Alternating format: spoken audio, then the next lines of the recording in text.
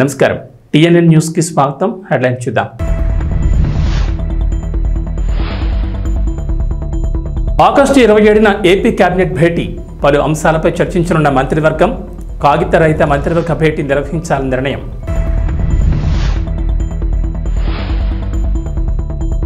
Aadhaar card లేని వారికి good news. Aadhaar ప్రత్యేక క్యాంపుల నిర్వహణ. ఆగస్టు 20 నుంచి 24 వరకు ప్రత్యేక క్యాంపులు.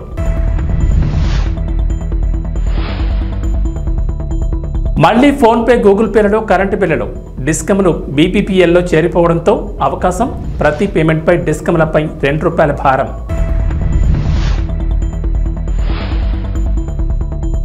తెలంగాణలోని 7 జిల్లాల్లో భారీ వర్షాలు. వాతావరణ శాఖ హెచ్చరికలు జారీ. హైదరాబాద్కు రెడ్ అలర్ట్ జారీ. ఆగస్టు 27వ తేదీన ఏపీ కేబినెట్ భేటీ జరగనున్నట్లు తెలుస్తోంది. సచివాలయంలో సీఎం చంద్రబాబు అధ్యక్షతన ఆంధ్రప్రదేశ్ మంత్రివర్గం సమావేశం కానున్నట్లు సమాచారం. ఈ సమావేశంలో ప్రభుత్వం పలు కీలక ప్రతిపాదనలపై చర్చించే అవకాశం ఉంది. అలాగే ఏపీ కేబినెట్ భేటీ కోసం సీఎం నారా చంద్రబాబు నాయుడు మరో కీలక నిర్ణయం తీసుకున్నారు. ఇకపై పేపర్లెస్ కేబినెట్ మీటింగ్ జరపాలని నిర్ణయించారు. ఈ క్రమంలోనే ఆగస్టు 27వ తేదీ కూడా కాగిత రహిత కేబినెట్ భేటీ నిర్వహించనున్నారు. పేపర్లకు బదులుగా మంత్రులకు ట్యాబ్లు, ఐప్యాడ్లు ఇవ్వనున్నారు. అయితే 2017లోనూ చంద్రబాబు ఎలాంటి నిర్ణయం తీసుకున్నారు. కేబినెట్ సమావేశాలను పేపర్లెస్గా నిర్వహించే ప్రక్రియకు శ్రీకారం చుట్టారు. ఇప్పుడు ఏపీ ముఖ్యమంత్రిగా మరోసారి బాధ్యతలు స్వీకరించిన చంద్రబాబు నాయుడు అదే పద్ధతి ఫాలో కావాలని నిర్ణయం తీసుకున్నారు. దీని గురించి గత మంత్రివర్గ సమావేశంలోని మంత్రులకు తెలియజేశారు. ఎలక్ట్రానిక్ పద్ధతిలో కేబినెట్ మీటింగ్ జరుగుతుందని, మంత్రులకు ట్యాబ్లు ఇస్తామని చెప్పారు. ఆ ప్రకారమే త్వరలో జరిగే మంత్రివర్గ సమావేశాన్ని కాగితరహితంగా నిర్వహించనున్నారు. మరోవైపు మంత్రివర్గ సమావేశంలో చర్చించే ఎజెండా ప్రకారం ప్రతి కేబినెట్ భేటీకి 40 సెట్ల నోట్స్ ముద్రిస్తున్నారు. దీనివల్ల ప్రింటింగ్ ఖర్చులు అధికమవుతున్నట్టు చంద్రబాబు భావిస్తున్నారు. మంత్రులకు ఐప్యాడ్లు అందించి నోట్స్ మొత్తం సాఫ్ట్ కాపీల రూపంలో అందజేస్తే ప్రింటింగ్ ఖర్చులు ఆదా అవుతాయనే ఆలోచనతో పాటుగా మంత్రివర్గంలో చర్చించే అంశాలు లీక్ కావనే ఆలోచనతోనే ఈ నిర్ణయం తీసుకున్నట్లు తెలుస్తోంది. మన దేశంలో ప్రస్తుతం ఏ పని జరగాలన్నా కూడా ఆధార్ కార్డు అనేది తప్పనిసరిగా మారిపోయింది. ప్రభుత్వానికి చేసుకునే దరఖాస్తుల దగ్గర నుంచి సంక్షేమ పథకాల వరకు ప్రతి అంశానికి ఆధార్ కార్డు కావాల్సి ఉంటుంది. ట్రైన్ రిజర్వేషన్ దగ్గర నుంచి తిరుమల శ్రీవారి దర్శనం వరకు అన్నింటికీ ఆధారే ఆధారం. ఈ నేపథ్యంలో భారతీయ పౌరులు అందరికీ ఆధార్ కార్డులు ఉండేలా ప్రభుత్వాలు చర్యలు తీసుకుంటున్నాయి. ఇందుకోసం ప్రత్యేకంగా క్యాంపులు కూడా నిర్వహిస్తున్నాయి. అలాగే ప్రభుత్వాలు అందించే సంక్షేమ పథకాలకు ఆధార్ కార్డులను ప్రామాణికంగా తీసుకుంటున్నారు. ఇక లబ్ధిదారుల ఎంపికలో ఆధార్ కార్డులు చాలా కీలకంగా ఉన్నాయి. ఆధార్ కార్డుల్లో తప్పుల కారణంగా లబ్ధిదారులు ఇబ్బందులు పడుతున్న ఘటనలు కూడా అక్కడక్కడ చూస్తున్నాం. ఈ పరిస్థితులను దృష్టిలో పెట్టుకుని ఏపీ ప్రభుత్వం కీలక నిర్ణయం తీసుకుంది. విద్యుత్ వినియోగదారులకు గుడ్ న్యూస్. మునుపట్లాగే మొబైల్లో ఫోన్పే, గూగుల్ పే, పేటీఎం లాంటి యాప్ల ద్వారా కరెంటు బిల్లులు కట్టేందుకు మార్గం సుగమైంది. రిజర్వ్ బ్యాంక్ ఆఫ్ ఇండియా మార్గదర్శకాల ఫలితంగా జూలై 1 నుంచి కరెంటు బిల్లుల చెల్లింపులు థర్డ్ పార్టీ యాప్లను నిషేధించిన విషయం తెలిసిందే. అయితే విద్యుత్ బిల్లుల చెల్లింపులను సరళీకృతం చేసేందుకు తెలంగాణలోని టీజీఎస్పీ డీసీఎల్, టీజీఎన్పీ డీసీఎల్, ఆంధ్రప్రదేశ్లోని ఏపీసీపీడీసీఎల్లో భారత్ బిల్ పేమెంట్ సిస్టమ్లు చేరిపోయాయి. డిస్కమ్లు బీబీపీఎస్లోకి రావడంతో ఇకపై బ్యాంకులు, ఫిన్టెక్ యాప్లు, వెబ్సైట్లతో పాటు బీబీపీఎస్ ఆధారిత ప్లాట్ఫామ్ల ద్వారా కూడా కరెంటు బిల్లులను సురక్షితంగా చెల్లించవచ్చని అధికారులు ప్రకటించారు. విద్యుత్ సంస్థలు బీబీపీఎస్లోకి చేరుతుండటంతో యూపీఐ చెల్లింపులకు మార్గం సుగమవుతోంది. హైదరాబాద్ కేంద్రంగా ఉన్న టీజీఎస్పీ డీసీఎల్ ఇప్పటికే ఫోన్పే ద్వారా చెల్లింపులను స్వీకరిస్తోంది. మిగతా సంస్థల్లోనూ చర్చిస్తున్నామని, గూగుల్ పే, అమెజాన్ పే ద్వారా కూడా రాబోయే రోజుల్లో చెల్లించవచ్చని ఓ అధికారి తెలిపారు. కాంగ్రెస్, బీజేపీల మధ్య విమర్శలు ఆ రెండు పార్టీలకు బీఆర్ఎస్ ప్రధాన అస్త్రంగా కనిపిస్తోంది. బీజేపీలో బీఆర్ఎస్ విలీనమంటూ కాంగ్రెస్ పార్టీ నేతలు విమర్శలు చేస్తుండగా కాంగ్రెస్లోని బీఆర్ఎస్ విలీనమవుతున్నట్టు బీజేపీ నేతలు ఎదురుదల చేస్తున్నారు. తెలంగాణ అసెంబ్లీ ఎన్నికల కంటే ముందు నుంచే బీఆర్ఎస్ బీజేపీలో విలీనమవుతుందని మొదట కాంగ్రెస్ నేతలు ఆరోపించగా, తెలంగాణ ఎన్నికల్లో కాంగ్రెస్ ఎన్నికల్లో గెలిచి అధికారంలోకి వచ్చిన తర్వాత కాంగ్రెస్లో బీఆర్ఎస్ విలీనమంటూ రెండు పార్టీల నేతలు ప్రచారం చేస్తున్నారు. ఈ క్రమంలోనే తాజాగా కేంద్ర మంత్రి బండి సంజయ్ సంచలన వ్యాఖ్యలు చేశారు. త్వరలోనే కాంగ్రెస్ పార్టీలో బీఆర్ఎస్ విలీనమవుతుందని బీజేపీ సీనియర్ నేత కేంద్ర మంత్రి బండి సంజయ్ వ్యాఖ్యానించారు. కాంగ్రెస్ పార్టీలో కేసీఆర్కు ఏఐసీసీకి పంపిస్తారని, తెలంగాణ పీసీసీ అధ్యక్షుడిగా కేటీఆర్ నియమిస్తారని, ఇక కల్వకుంట్ల కవితకు రాజ్యసభ సీటు ఖాయం చేస్తారని బండి సంజయ్ తెలిపారు. తాజాగా మీడియాతో మాట్లాడిన బండి సంజయ్ కాంగ్రెస్ పార్టీ, బీఆర్ఎస్ పార్టీలపై విమర్శలు గుప్పించారు. పొత్తు పెట్టుకుని పదవులు పంచుకున్న చరిత్ర కాంగ్రెస్ పార్టీది, బీఆర్ఎస్లదని పేర్కొన్నారు. ఇక ఢిల్లీ లిక్కర్ పాలసీ కేసులో అరెస్ట్ అయి ఢిల్లీలోని తిహార్ జైల్లో కస్టడీలో ఉన్న కల్వకుంట్ల కవిత బెయిల్కు బీజేపీకి ఏం సంబంధం ఉందని బండి సంజయ్ ప్రశ్నించారు. సెలవులు రావడంతో ఉభయ తెలుగు రాష్ట్రాల్లో ప్రయాణాలు పెరిగాయి. హైదరాబాద్లో ఉద్యోగం చేస్తున్న వారు 5 రోజుల సెలవులు రావడంతో సొంతూళ్లకు బయలుదేరుతున్నారు. అయితే బస్సుల్లో ఛార్జీల మోత, రైళ్లలో టికెట్ల రద్దీతో ఇబ్బందులు పడుతున్నారు. ఈ నేపథ్యంలోనే దక్షిణ మధ్య రైల్వే ప్రయాణికులకు గుడ్ న్యూస్ చెప్పింది. వీకెండ్లో ప్రయాణికుల రద్దీని దృష్టిలో పెట్టుకుని ప్రత్యేక రైలు నడుపుతోంది. ఈ విషయాన్ని సౌత్ సెంట్రల్ రైల్వే ఓ ప్రకటనలో తెలిపింది. సికింద్రాబాద్, నర్సాపూర్, కాకినాడ, సికింద్రాబాద్, కాచిగూడ, తిరుపతి రూట్లలో ఈ రైలు నడుస్తాయని దక్షిణ మధ్య రైల్వే వెల్లడించింది. స్వయంభూ శ్రీ కాణిపాక వరసిద్ధి వినాయక స్వామిని ఆంధ్రప్రదేశ్ శాసనసభ స్పీకర్ అయ్యన్న పాత్రుడు దర్శించుకున్నారు. శుక్రవారం సాయంత్రం శ్రీ వినాయక స్వామివారి దర్శనార్థం ఆంధ్రప్రదేశ్ శాసనసభ స్పీకర్ కుటుంబ సమేతంగా విచ్చేగా పూతలపట్టు ఎమ్మెల్యే డాక్టర్ కలికిరి మురళీమోహన్, కాణిపాక ఆలయ ఈవో కె వాణి స్వాగతం పలికారు. శాసనసభ స్పీకర్ని మేళతాళాలతో పూజా సామగ్రిని తీసుకెళ్లి వినాయక స్వామివారికి ప్రత్యేక పూజలు నిర్వహించి దర్శించుకున్నారు. అనంతరం ఆశీర్వాద మండపంలో శాసనసభ స్పీకర్కు పూతలపట్టు ఎమ్మెల్యే, ఆలయ ఈవో, వేద పండితులచే శ్రీ వినాయక స్వామివారి చిత్రపటాన్ని, శేష వస్త్రాలు, ఆశీర్వాదం అందించి శ్రీ వినాయక స్వామివారి తీర్థప్రసాదాలు అందించారు. ఈ కార్యక్రమంలో DRO Pullayya, RDO Chinnayya, DSP Sudhakar Reddy, తహసీల్దార్ మహేష్, ఆలయ ఏయుబో విద్యాసాగర్ రెడ్డి, సూపరింటెండెంట్ కోదండపాణి, ఇన్స్పెక్టర్ రవి తదితరులు పాల్గొన్నారు. స్పీకర్గా ప్రమాణ స్వీకారం చేసిన తర్వాత మొట్టమొదటిసారిగా తిరుపతి వెంకన్న స్వామి దర్శనం కోసం రావడం జరిగింది. తర్వాత అమ్మవారి పద్మావతి అమ్మవారిని కూడా దర్శనం చేసుకుని మరి మన ఇక్కడ టెంపుల్కి రావాలని చెప్పి ఆలోచించి వచ్చాం. నాకు ఈ టెంపుల్ చాలాసార్లు వచ్చాను ఇంతకుముందు. స్పీకర్గా మొట్టమొదటి మళ్ళీ ఫస్ట్ టైం రావడం జరిగింది. స్వామి ఆశీర్వాదం తీసుకున్నాను. స్వామివారిని నేను కోరింది ఏంటంటే, గత 5 సంవత్సరాల్లో కొంతమంది దోపిడీదారులు అనండి ఏమని అనుకోండి, రాష్ట్రాన్ని సర్వనాశనం జరిగిన సంగతి మనకు తెలుసు. విచ్చలవిడి దోపిడీ జరిగింది. రాష్ట్రం అన్ని రంగాల్లో కూడా నష్టపోయిన సంగతి మనం అందరూ చూసాం. మొన్న ఎలక్షన్లో ప్రజలు మంచి తీర్పు ఇచ్చారు. రాష్ట్ర భవిష్యత్తును దృష్టిలో పెట్టుకుని ఓటింగ్ జరిగింది. మళ్ళీ ఒక కష్టపడి పనిచేసే నాయకుడికి అవకాశం ఇచ్చారు. అందుకే నేనేమన్నానంటే, ఇవాళ భగవంతుని 3 టెంపుల్స్ తిరిగినప్పుడు ఈ రాష్ట్ర భవిష్యత్తుని దృష్టిలో పెట్టుకుని ఆ రోజు వెంకటేశ్వర స్వామిని కానీ, పద్మావతి అమ్మవారిని కానీ, ఇలాగా మన వినాయక స్వామిని కానీ ఈ రాష్ట్రానికి ఆశీర్వాదం ఇవ్వండి. నష్టపోయిన ఈ రాష్ట్రానికి ఒక భవిష్యత్తుని కల్పించమని, ఒక మాటను నమ్మి రాష్ట్ర భవిష్యత్తు కోసం ఓటేసిన ప్రజలకి ఒక భరోసా కల్పించమని చెప్పి భగవంతుని నేను కోరుకోవడం జరిగింది. ఇంకేదంటే మనం చూసాం, నిన్నే ఆగస్టు 15 జరిగింది. మనంతా కూడా పండగ చేసుకున్నాం స్వతంత్ర దినోత్సవాన్ని. 78 సంవత్సరాలు అయిపోయింది స్వతంత్రం వచ్చి. ఆ రోజు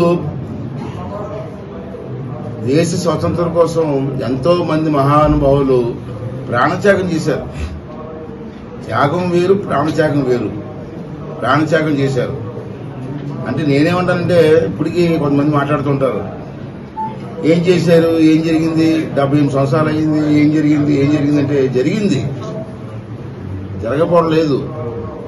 ఆ రోజు పెద్దలు యోచించి ఇచ్చారని మనకి స్వతంత్రాన్ని, మనకు మాట ఇచ్చారు, నేను ప్రాణత్యాగం చేసేది సరే మీకు స్వతంత్రాన్ని ఇస్తానని.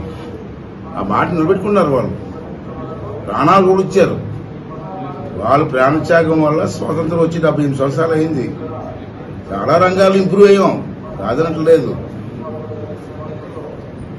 అయితే నేనేమంటానంటే, ఆ పెద్దలందరూ కూడా ప్రాణత్యాగం చేసి స్వాతంత్రాన్ని మాకు ఇచ్చారు. ఇచ్చి వాళ్ళు వెళ్ళిపోయారు. ఇప్పుడు మన బాధ్యత ఏంటి? వాళ్ళ త్యాగాన్ని మట్టిపాలు చేయడమా, వాళ్ళ త్యాగాన్ని నాశనం చేయడమా? వాళ్ళు మనకు ఇచ్చినటువంటి బహుమతిని ఇంకా మెరుగుపరిచి ఈ రాష్ట్ర భవిష్యత్తుని ముందుకు తీసుకెళ్లి అన్ని రంగాల్లోనూ కూడా అభివృద్ధి చేసి మన ప్రాంతాన్ని అభివృద్ధి కృషి చేయాలన్నదే నా భావన. ప్రజల ప్రాణాలను కాపాడే వైద్యులకు పటిష్టమైన భద్రతను కేంద్ర రాష్ట్ర ప్రభుత్వాలు కల్పించాలని, కలకత్తాలో జరిగిన అమానవీయ ఘటన తిరిగి పునరావృతం కాకుండా కఠినమైన చర్యలు తీసుకునేలా నిబంధనలు రూపొందించి చట్టం తీసుకురావాలని శుక్రవారం తిరుపతి రుయా హాస్పిటల్ వద్ద ఎస్వి వైద్య కళాశాల స్విమ్స్ వైద్యులు ఐఎంఈ ఆధ్వర్యంలో పెద్ద ఎత్తున నిరసన కార్యక్రమం నిర్వహించారు. ఈ సందర్భంగా వైద్యులు మాట్లాడుతూ, దేశంలో ఎక్కడా ఓ మూల మహిళలపై అత్యాచారాలు, ఘోరమైన సంఘటనలు జరుగుతూనే ఉన్నాయని, వీటికి ప్రభుత్వాలు కఠినమైన నిర్ణయాలు అమలు చేస్తేనే పరిష్కారం అవుతాయని అన్నారు. ప్రజల ప్రాణాలు కాపాడడానికి 24 గంటల పాటు శ్రమించే వైద్యులకు, ముఖ్యంగా మహిళా వైద్యులకు రక్షణ కరువైందన్నారు. దేశంలో ఏదో ఒక సంఘటన జరిగినప్పుడు మాత్రమే ప్రభుత్వాలు కంటితుడుపుచరిగా వ్యవహరించి కఠిన చర్యలు తీసుకుంటామనే హామీలు ఇవ్వడం కాకుండా వైద్యుల రక్షణకు ప్రత్యేక చట్టాన్ని తీసుకురావాలని డిమాండ్ చేశారు. కోల్కతాలో మాలాంటి ఒక పీజీ, ఒక పోస్ట్ గ్రాడ్యుయేట్ పైన జరిగిన ఘోరమైన దుర్ఘటనని ఖండిస్తూ మొత్తం ఆంధ్రప్రదేశ్ ఇంకా ఎలాగ మన టోటల్ ఇండియా మెడికల్ కాలేజెస్ అన్నీ ప్రొటెస్ట్కి దిగాయి. వాళ్ళకి సపోర్ట్గా మన ఆంధ్రప్రదేశ్ మెడికల్ కాలేజెస్ అన్నీ కూడా వాళ్ళకి మద్దతు ఇస్తూ మేము ఇక్కడ ప్రొటెస్ట్ చేయడం స్టార్ట్ చేశాము. ఈ దుర్ఘటన అనేది ఒక డాక్టర్ పైన జరిగింది, ఒక హాస్పిటల్లో డాక్టర్ పైన జరిగిన దుర్ఘటన లాగా ఒక్కటే కాకుండా దీన్ని ఒక మహిళ పైన జరిగిన అఘాయిత్యం లాగా, ఈవెన్ ఒక హ్యుమానిటీ పైన అటాక్ లాగా కన్సిడర్ చేయాలి అని అనుకుంటున్నాం. ఎందుకంటే దీనిపైన ఎక్కడ కానీ మీడియా అవుట్రేజ్ బయట పబ్లిక్కి ఇంకా అవేర్నెస్ రాలేదు. ఏదో హాస్పిటల్లో జరిగిన దుర్ఘటన లాగే పరిగణిస్తున్నారు. కానీ ఒక ఆడపిల్ల పైన ఒక వర్క్ ప్లేస్లో, ఇప్పుడు ఇంటి నుంచి బయటికి ఒక వర్క్ ప్లేస్కి రీచ్ అయ్యేంత వరకు రోడ్డులో ఎంత అన్సేఫ్గా ఆల్రెడీ ఉమెన్ ఫీల్ అవుతున్నారు. మళ్ళీ వర్క్ ప్లేస్కి రీచ్ అవ్వగానే ఇక్కడ ఒక సెక్యూర్ ఎన్వైర్న్మెంట్ ఎక్స్పెక్ట్ చేస్తారు ఎవరు కానీ. రోడ్డు పైన ఇలాగ జరుగుతుంది ప్రమాదాలని అనుకుంటారు. కానీ మనం సెక్యూర్గా ఫీల్ అయ్యే ఒక వర్క్ ప్లేస్లోనే ఇలాంటి దుర్ఘటన జరిగింది అంటే సేఫ్టీ కన్సర్న్స్ అనేది ఇష్యూస్ గురించి మనం ఆలోచించాల్సి ఉంది. ఇలాగ ఎందుకు జరుగుతున్నాయి అంటే కనీస వసతులు లేనందువల్ల, హాస్పిటల్లో సెక్యూరిటీ లేనందువల్ల ఇలాంటి ఇష్యూస్ రైజ్ అవుతున్నాయి. ఇదొకటి విషయం ఎందుకు జరుగుతున్నాయి వర్క్ ప్లేస్ ఎన్వైర్న్మెంట్లో అని. ఇంకొకటి ఏమంటే ఈ రేప్ అండ్ మర్డర్ అనే ఇలాంటి థింగ్స్, ఇలాంటి టర్మ్స్ అనేది ఎంత కామన్ అయిపోయింది అంటే పీపుల్ అంతా అసలు డీసెన్సిటైజ్ అయిపోయి ఉన్నారు. దీనికి కొంచెం కూడా చలనం లేకుండా అయిపోతుంది. జస్ట్ అనదర్ న్యూస్ లాగా అయిపోయింది. రోజు న్యూస్లో చదువుతున్నాం, ఒక చోట రేప్ జరిగింది, ఒక మర్డర్ జరిగింది అంటే అదొక కామన్ విషయం అయిపోయింది. నిర్భయ ఇన్సిడెంట్ జరిగితే అప్పుడు అలాంటప్పుడు ఎంత అవుట్రేజ్ ఉన్నింది, మొత్తం పీపుల్ ఎలా రెస్పాండ్ అయి ఉన్నారు సొసైటీగా.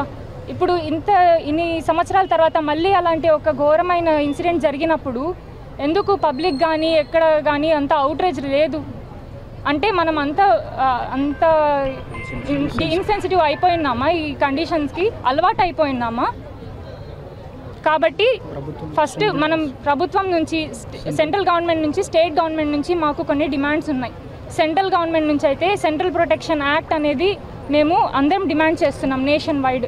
ఇంకా మన స్టేట్ గవర్నమెంట్, మన స్టేట్ ఇక్కడ ప్రభుత్వం నుంచి మా డిమాండ్స్, అందరు మెడికల్ కాలేజెస్ నుంచి మా డిమాండ్ వచ్చి ఒక స్పెషల్ ప్రొటెక్షన్ ఫోర్స్ అనేది. స్పెషల్ ప్రొటెక్షన్ ఫోర్స్ అంటే ఇప్పుడు మనకి డాక్టర్లకు కానీ, ఇక్కడ వర్క్ చేసే నర్సులకు కానీ, టెక్నీషియన్ల వాళ్ళకి కానీ కనీస భద్రత అనేది లేదు. ఎప్పుడు కానీ కాన్స్టెంట్గా పేషెంట్స్కి కానీ ప్రజలకి అందుబాటులో ఉండేది, వాళ్ళతో ఇంటరాక్ట్ అయ్యేది ఎప్పుడు కానీ 24 hours రౌండ్ ద క్లాక్ ఉండే వ్యవస్థ ఇక్కడ హెల్త్ కేర్ ప్రొఫెషన్ ఒక్కటే. హెల్త్ కేర్ ప్రొఫెషన్లో వర్క్ చేసే ఆ ప్రొఫెషనల్స్ అందరూ కూడా కాన్స్టెంట్ థ్రెట్లో ఉంటారు. ఎవరైనా బంధువులు కొంచెం అజిటేట్ అయినా కానీ, ఎవరైనా ఇబ్బంది కలిగిస్తున్నా కానీ వాళ్ళ ఇమోషన్స్కి ఫేస్ చేసేది అంతా కూడా మన డాక్టర్స్, మన సిస్టర్లు, ఇక్కడ పనిచేసే ప్రభుత్వ ఆసుపత్రుల్లో పనిచేసే టెక్నీషియన్స్ వాళ్ళు మాత్రమే. కాబట్టి వాళ్ళ ఇమోషన్స్లో తప్పు లేదు. కానీ వాళ్ళ ఒకవేళ ఏమన్నా కండిషన్స్ కొంచెం ఇబ్బందికరంగా అయిపోయింది, ఎక్కడ మనకి ఏమంటారు భద్రత లేకుండా పనిచేస్తున్నామన్న డాక్టర్స్కి భద్రత కల్పించాలి. ఇక్కడ హెల్త్ కేర్ ప్రొఫెషనల్స్ అందరికీ కూడా భద్రత, కనీస వస్తువులు కావాలి అని స్పెషల్ ప్రొటెక్షన్ ఫోర్స్ అనేది డిమాండ్ చేస్తున్నాం. దాంతోపాటు అలాగా దోషుల్ని పట్టుకోవడానికి కూడా ఫస్ట్ ఆఫ్ ఆల్ వాళ్ళని పట్టుకోవడానికి కరెక్ట్గా సెక్యూరిటీ కెమెరాస్ అవన్నీ కూడా కావాలి అన్ని మెడికల్ కాలేజెస్లో. ప్లస్ కనీస వస్తువులు అంటే సీసీటీవీ కెమెరాస్, స్ట్రీట్ లైట్స్, డ్యూటీలు 24 గంటలు, 34 గంటలు, 48 hours. ఇప్పుడు డబుల్ డ్యూటీ అని ఉంటుంది, 48 hours. దాని పక్కన రోజు ఇంకో రోజు కూడా డ్యూటీ కంటిన్యూ చేస్తాం. 60 గంటలు కూడా డ్యూటీ చేస్తారు. అలాంటి డ్యూటీస్ చేస్తున్నప్పుడు కనీస వస్తువులు ఇక్కడే ఉండిపోతారు. డ్యూటీ అంటే రెసిడెంట్స్ అంటే డాక్టర్స్ కానీ, ఈజీస్, ఇంటర్న్స్ అందరూ హాస్పిటల్లోనే ఉంటారు. వాళ్ళకి కనీస వసతులు లేకుండా కనీసం వాష్రూమ్స్కి, బాత్రూమ్స్ కూడా ఉండవు. ఇదంతా హైజీనిక్ కన్సర్న్స్, వాళ్ళ హెల్త్ ఇష్యూ కూడా ఉంటుంది ఇలా కన్సిడర్ చేస్తే. కాబట్టి ఈ కనీస వస్తువులు మన స్టేట్ గవర్నమెంట్ నుంచి మేము ఎక్స్పెక్ట్ చేస్తున్నాం. ఓకే. దీన్ని నిరసిస్తూ జూనియర్ డాక్టర్సు, పోస్ట్ గ్రాడ్యుయేట్స్ అందరూ కలిసి సమన్వయంగా ఒక ఉద్యమం చేపట్టారు. దానికి గవర్నమెంట్ డాక్టర్స్ అసోసియేషన్ పూర్తి సహకారం అందిస్తోంది. అట్ ది సేమ్ టైం ప్రజలకు ఎలాంటి అసౌకర్యం కలిగించకుండా గవర్నమెంట్ డాక్టర్స్ మొత్తం హాస్పిటల్ విధులన్నిటి కూడా నిర్వర్తిస్తున్నాము. పేద ప్రజలకు ఎలాంటి అసౌకర్యం కలిగించకూడదనే ఉద్దేశంతో చేస్తున్నాం, అంతేగాని వీళ్ళకు మద్దతు ప్రకటించడం కాదు. వీళ్ళు న్యాయమైన కోరికకు మా గవర్నమెంట్ డాక్టర్ అసోసియేషన్ పూర్తి సంపూర్ణ మద్దతు కలిగిస్తుంది. ఒక సెక్యూర్డ్ హైజీనిక్ కండిషన్లో ఒక పోస్ట్ గ్రాడ్యుయేట్ పనిచేయాలి ఆ ఉద్దేశంతో. సో ఆ విధంగా అయినప్పుడు సెక్యూరిటీ ల్యాబ్స్ ఎప్పుడు జరుగుతుందో ఇలాంటి కలకత్తా ఘటనలు చాలా పునరావృతం అవుతాయి. ఇలాంటి పునరావృతం కాకూడదని చెప్పేసి గవర్నమెంట్ డాక్టర్ అసోసియేషన్ తరఫున గవర్నమెంట్ కూడా మేము రిక్వెస్ట్ చేస్తున్నాము. సో సరైన సెక్యూరిటీ, హైజీనిక్ కండిషన్, అంటే వాళ్ళ డ్యూటీ రూమ్స్ అన్నీ కూడా హైజీనిక్గా ఉండేట్టుగా, బాత్రూమ్స్ అవన్నీ కూడా బాగా హైజీనిక్గా ఉండేటట్టుగా కల్పించాలని ప్రభుత్వానికి ఈ సభా వేదికగా మేము చేస్తున్నాము. అలాగే ఈ స్ట్రైక్ వాళ్ళు చేసే స్టూడెంట్స్కు గవర్నమెంట్ డాక్టర్ అసోసియేషన్కు సమన్వయ కమిటీ ఒకటి ఏర్పాటు చేశారు. దాంట్లో 3 డాక్టర్స్ కలిసి ఉన్నాము. సో మన వైద్య విద్యార్థులు వాళ్ళు చెప్పిన వాళ్ళ కోరికలు, వాళ్ళ డిమాండ్స్ అన్నింటిని కూడా హైయర్ అథారిటీకి తీసుకునే విధానానికి ఈ సమన్వయ కమిటీ ఉపయోగపడుతుంది. Thank you. బంగ్లాదేశ్లో హిందువులపై జరుగుతున్న దాడిని ఖండిస్తూ శాంతియుత నిరసన ర్యాలీకి రాధా మనోహర్ దాస్ స్వామి ముఖ్య అతిథిగా పాల్గొన్నారు. గత కొద్ది రోజులుగా బంగ్లాదేశ్లో హిందువులపై జరుగుతున్న మారణ హోమాన్ని ఖండిస్తూ తక్షణమే హిందువులను కాపాడాలంటూ హిందూ స్త్రీల మాన ప్రాణాలను రక్షించాలని తిరుపతి తుడా మైదానం నుంచి గాంధీ రోడ్ పంచముఖ ఆంజనేయ స్వామి ఆలయం వరకు నిర్వహించిన శాంతియుత నిరసన ర్యాలీలో రాధా మనోహర్ దాస్ స్వామి, హిందూ ఉపాధ్యాయ సమితి అధ్యక్షులు డేగల మహేష్, బచ్చు ప్రకాష్, అభయ్ హిందూ సేన సభ్యులు, ప్రజలు స్వచ్ఛందంగా పాల్గొన్నారని సనాతన ధర్మ పరిరక్షణ సమితి అధ్యక్షులు చీనేపల్లి కిరణ్ కుమార్ తెలిపారు. ప్రపంచంలోని హిందువులందరూ ఏకమవ్వాల్సిన సమయం వచ్చిందని, లేదంటే హిందువులు అనేవాళ్లు ఉండేవాళ్లని, చరిత్రలో కలిసిపోతామని రాధా మనోహర్ దాస్ స్వామి అన్నారు. బంగ్లాదేశ్ హిందువుల రక్షణకై మొదటగా గళమెత్తిన నాయకుడు పవన్ కళ్యాణ్ అని కిరణ్ కుమార్ అన్నారు. ఈ కార్యక్రమంలో రాధా మనోహర్ దాస్ స్వామి, హిందూ ఉపాధ్యాయ సమితి అధ్యక్షులు డేగల మహేష్, బచ్చు ప్రకాష్, అభయ్ హిందూ సేన సభ్యులు, ప్రజలు స్వచ్ఛందంగా పాల్గొన్నారని సనాతన ధర్మ పరిరక్షణ సమితి అధ్యక్షులు చీనేపల్లి కిరణ్ కుమార్ పాల్గొన్నారు. ప్రియ హిందూ బంధువులారా, మనం తిరుపతిలో ఈరోజు బంగ్లాదేశ్లో జరుగుతున్నటువంటి ఆటవిక, ఘోర, నికృష్ట, అమానవీయ, అక్కడ జరిగేటువంటి కసాయి మోకల దాడులకు బలవుతున్నటువంటి హిందువులకి సంఘీభావంగా ఈ ఘోరాలు ఇకపైన ఆగాలి, ఈ కసాయి మతం ప్రపంచం నుంచి తొలగబడాలి. ఎందుకంటే మన మహేష్ డేగల్ గారు ఒక పుస్తకం రాశారు, 8 కోట్ల హిందువుల నరసంహారం అని. ప్రపంచవ్యాప్తంగా మీరు నెట్లోకి వెళ్ళి చూడండి, millions of Jews, millions of Hindus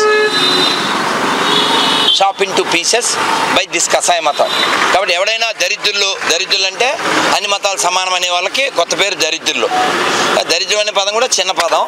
కాబట్టి ఎవరైనా దరిద్రులు ఉంటే, మరి తిరుపతిలో చెరువులు అవి తక్కువ ఉన్నాయి కాబట్టి చెరువులు పాడు చేయొద్దు, వినాయక చవితికి కావాలి అంటే మీరు భూమి మీద ఉండడం అవసరం లేదని చెప్పడం అన్నమాట. ఎందుకంటే అన్ని మతాలు సమానం అనేది పచ్చి అబద్ధం. ఎందుకంటే మన ఒక్కలమే చెప్తాం, సర్వే జన. కాబట్టి కొనేటప్పుడు తినేటప్పుడు ఎవరి దగ్గర కొనాలో చూసుకోండి, ఎవరి దగ్గర తినాలో చూసుకోండి. మన దేశం బంగ్లాదేశ్కి ఆర్థికంగా రకరకాలుగా హెల్ప్ చేసింది 10 ఏళ్లలో. ఏం చేసినా పావుకి పాలు పోస్తే ఏమిస్తుందో. కాబట్టి విశ్వాసం లేనటువంటి కుక్కను మళ్ళీ అవమానించకూడదు. కుక్కకి విశ్వాసం ఉంటుంది, మొక్క కట్ చేసుకున్న చోట విశ్వాసం అనేది ఎక్స్పెక్ట్ చేయకూడదు. కాబట్టి ఎక్కడ కొనాలో హిందువులారా నిర్ణయించుకోండి, లేదా ఎక్కడ మీకు తీసివేయబడుతుందో కూడా మీరు నిర్ణయించుకోకుండానే జరుగుతుంది. భవిష్యత్తు అదే అవుతుంది. కాబట్టి హిందువులు మెజారిటీగా ఉన్నంతసేపే ప్రపంచంలో ప్రశాంతి ఉంటుంది, భారతదేశంలో ప్రశాంతి ఉంటుంది. అన్నీ ఒకటే అని చెప్పి నపుంసక కబుర్లు చెప్పొద్దు. జై శ్రీరామ్. అలాగే పాకిస్తాన్లో కూడా 40% పైన ఉండేవారు, కానీ వాళ్ళంతా ఏమైపోయారు, 7%కి వచ్చేసారు. వీళ్ళంతా ఎందుకు అలా వచ్చేసారు? ఎందువల్లంటే మన తగు జాగ్రత్తలు తీసుకోక, ఎక్కడైతే ఆ జిహాదీ మోక, ఆ రాక్షస మోక పెరుగుతుందో అక్కడ మానవ ప్రాణాలకు విలువ ఉండదు. మొన్నొక వీడియో మీరు చూసుంటారు, ఆడపిల్లని, హిందూ అమ్మాయిని, నానా ప్లీజ్ వాయిస్ హర్ష గారు ప్లీజ్, ఆడపిల్లని హిందూ హిందూ అమ్మాయిని ఆ పిశాచి మతం ఆడపిల్లలు బట్టలు తీస్తే ఈ పిశాచి రాక్షస మోక ఎలా నాశనం చేసిందో వీడియో తీసి మరి.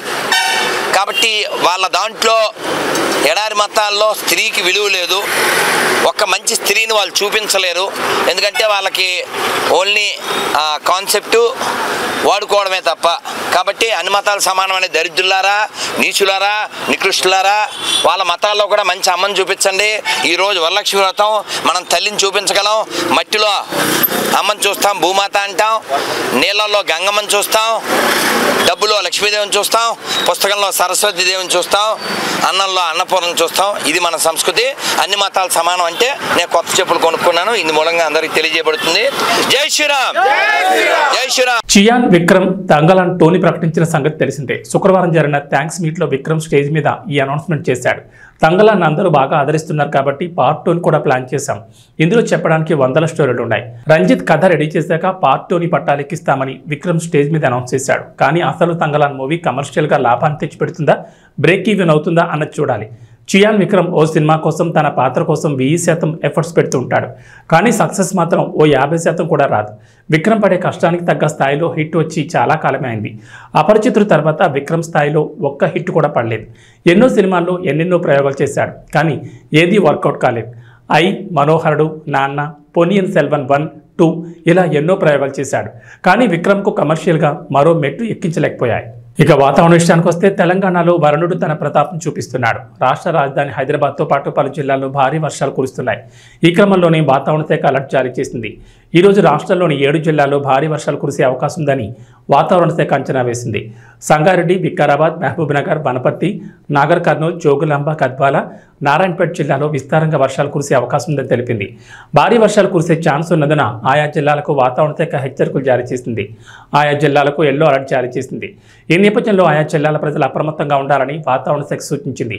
ఇదిలా ఉంటే నిన్న హైదరాబాద్ సహా కరీంనగర్, మెదక్, జగిత్యాల, సిద్దిపేట, నిజామాబాద్ జిల్లాల్లో భారీ వర్షం కురిసింది. ఇక హైదరాబాద్లోని పలు ప్రాంతాల్లో ఉరుములు, మెరుపులతో పాటు ఈదురుగాలులతో కూడిన జోరువాన కురిసింది. ఈ క్రమంలో హైదరాబాద్ వాతావరణ శాఖ రెడ్ అలర్ట్ జారీ చేసింది. నగరంలోని ఆయా ప్రాంతాల్లో భారీ వర్షాలు కురిసే అవకాశాలున్నాయని హెచ్చరికలు జారీ చేసింది. ఈ క్రమంలోనే నగరవాసులు అప్రమత్తంగా ఉండాలని సూచించింది.